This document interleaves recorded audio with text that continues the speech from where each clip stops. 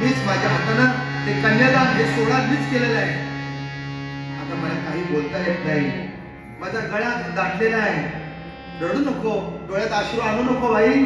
पुस डोळे बंद तुटले, इथले तुझे आता बंद तुटले. पुस डोळे बंद तुटले, येथले सारे आता.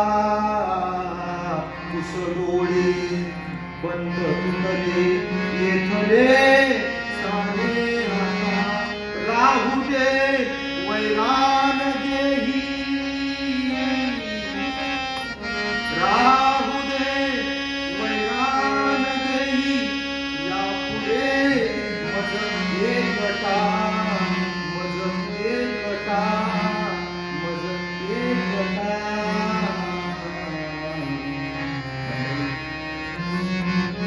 एक मुलगा नाही, एक लोक नाही, 4-4 लेक जरी असले, 4-4 मुलं असली ना, तर त्या 4 मुलांना एक मुलगी भारी असते.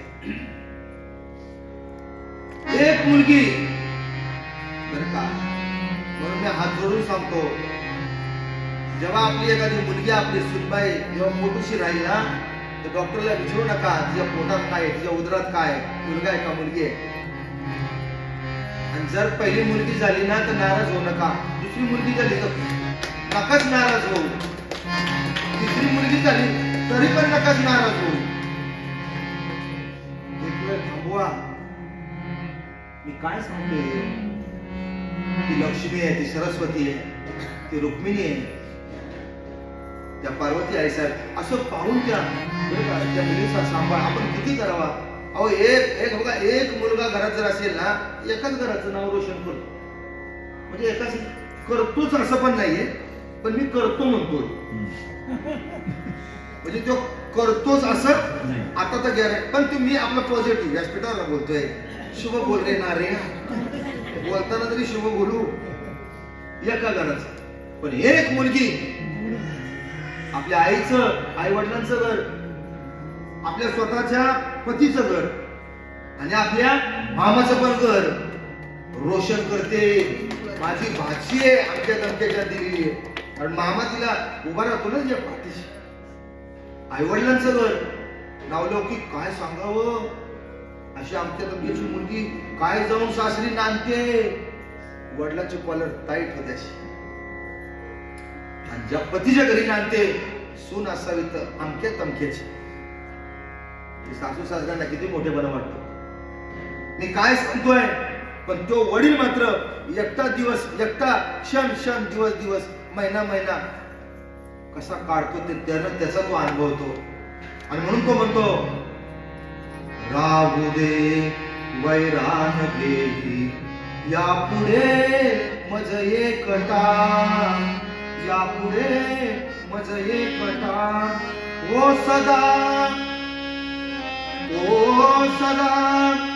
सौभाग्य लक्ष्मी, ओ सदा सौभाग्य लक्ष्मी.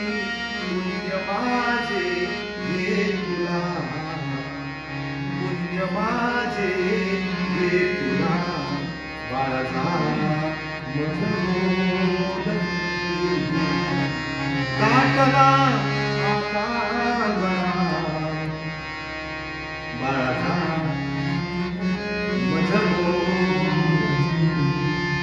उदाहरण तर करणार. आता माझ्याकडे तुला द्यायला काय नाही.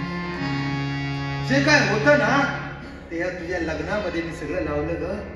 आता माझ्याकडे द्यायला काय नाही. आता माझ्याकडे एक आहे. जर असेलच ना, सगळं पुण्य मी तुझ्या संसाराच्या पाठी उभं करतो. घे माझं पुण्य, सगळं पुण्य घे. असं म्हणणारा त्या मुलीचा या जगामध्ये केवळ एक बापच असतो. आणि म्हणून त्या एका पुरुषाच्या, बरं का, चुकून माकून जर त्या पुरुषाच्या आधी जर त्याची पत्नी गेली ना, तर आई पण ती मुलगीच असते. आणि ती पत्नीची पण सावली देणारी ती आई बनून ती मुलगी बापाची सेवा करते. मुलगा करेल नाही करेल माहित नाही, करतात सगळीच मुलं, मला माहिती आहे, सगळी करतात. पण आशा मात्र त्या वडिलांना मुलीची असते. आणि राजा जनकानं सीतामाईसह सगळ्याच उर्मिला आहे, मांडवी आहे, कीर्ती आहे, आपल्या या सगळ्या बरं का या मुलींना अयोध्येला बरं का निरोप दिला जाण्यासाठी आणि सगळी मंडळी सीताबाईसह डोळ्यात अश्रू दाटलेले आहेत आणि अशा अवस्थेत बरं का अयोध्येला आलेले आहेत. आणि अयोध्यामध्ये तर काय आनंदी आनंद, आनंदाचे डोही, आनंद तरंग आणि आनंदाची अंग आनंदाची. आनंद माणसाच्या आयुष्यात कसा असावा? आता आल्यानंतर एक 10 मिनिटात गेला असा आनंद नसावा. त्याचे दाखले देऊन परत अर्धा तास 1 तास मी तुमचा खाणार नाही. आनंद असा असावा, शाश्वत असावा. आनंद कसा असावा? म्हणून माणसानं आनंदाची व्याख्या सुद्धा अशी करावी की तो आनंद आपल्याला सहज लाभेल आणि तो लाभलेला सहज आनंद सहज शाश्वत टिकेल. अशा आनंदाची व्याख्या आपल्या ठिकाणी असावी. काही काही लोक असा काय मोठा अशा काही आनंदाच्या विचारात असतात की तो त्यांना लाभत पण नाही आयुष्यभर, आणि जर चुकून लाभला तर तो काही वेळात निघूनही जातो, म्हणजे तो टिकतही नाही. आता हा जो आनंद आहे आपला, हा जो आपण इथं अयोध्येतला हा आनंद, हा शाश्वत आनंद आहे मंडळी. याला आपण जपायचंय, याला आपण जपायचंय. आणि हाच आनंद घेऊन जशी सीतामाई अयोध्येला गेली तसं आपण आपल्या ठिकाणी जायचंय. आपण आपला जो मुक्कामाचं ठिकाण आहे ना, कुणाचं दळखण असेल, कुणाचं नाशिक असेल, कुणाचं ठाणा असेल, कुणाचं विरार असेल, कुणाचं काय असेल, आपण हा आनंद घेऊन जायचा. कारण हा आनंद परमानंद आहे, हा ब्रह्मानंद आहे.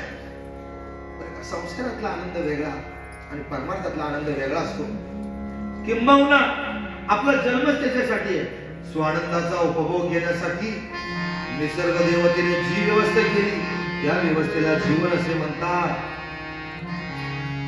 लाईफ खरंच जीवन म्हणजे काय हो? आणि म्हणून मी सगळ्यांना सांगतो, एखादी गोष्ट आपल्याला मिळाली ना, तिकडे तुम्ही तृप्त राहा. कोणती पण गोष्ट मिळू द्या, साधी छोटी मोठी एखादी सरपंचकी मिळाली ना, आपण समजा बास माझं आयुष्य धन्य झालं. की या मंडळीसाठी पॉलिटिक्स बसले म्हणून सांगतो, राजकीय लोकांसाठी. त्याच्यावर तुम्ही पण विचार करून घ्या. एखादी आपण पुढच्या अशा नको, आता मला मग पुढचे जिल्हा परिषदचा सदस्य व्हायचंय, मग पुढचं आमदारकी मिळाली पाहिजे, पण आमदार झाले त्याला मंत्रीपद मिळालं पाहिजे, जो मंत्री झालाय त्याला मुख्यमंत्री व्हायचं, जो मुख्यमंत्री झालाय तो लगेच केंद्रीय. अशा अपेक्षित आपण स्वतःला पण दुःखी ठेवतो आणि आपल्या कुटुंबाला पण आपण दुःखी करतो. एक गोष्ट मिळाली पाहिजे, नक्की मिळाली पाहिजे.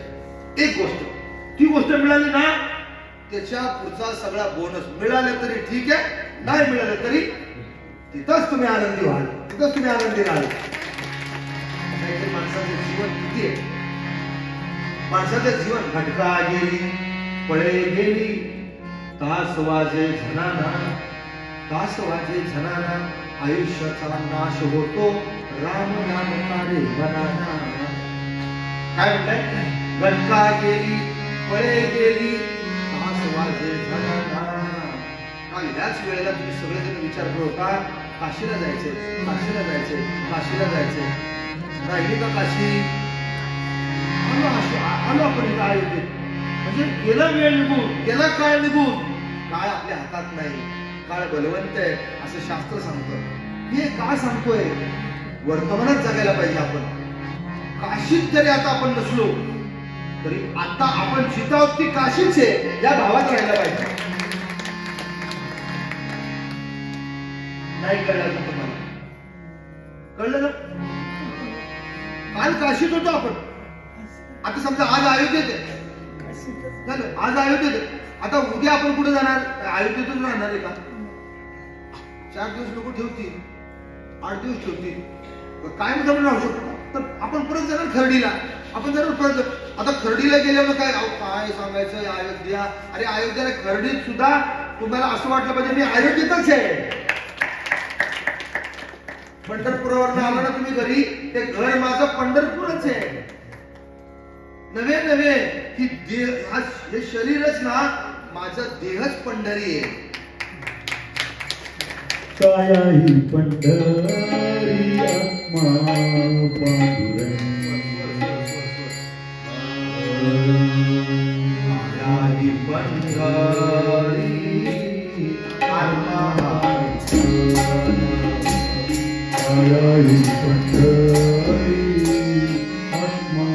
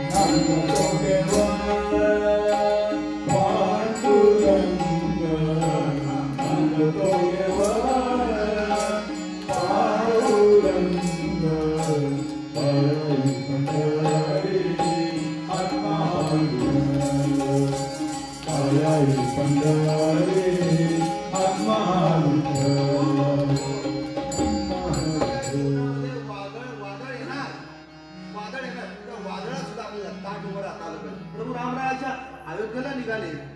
जीवनात वादळ आलं ना, कोणाच्या?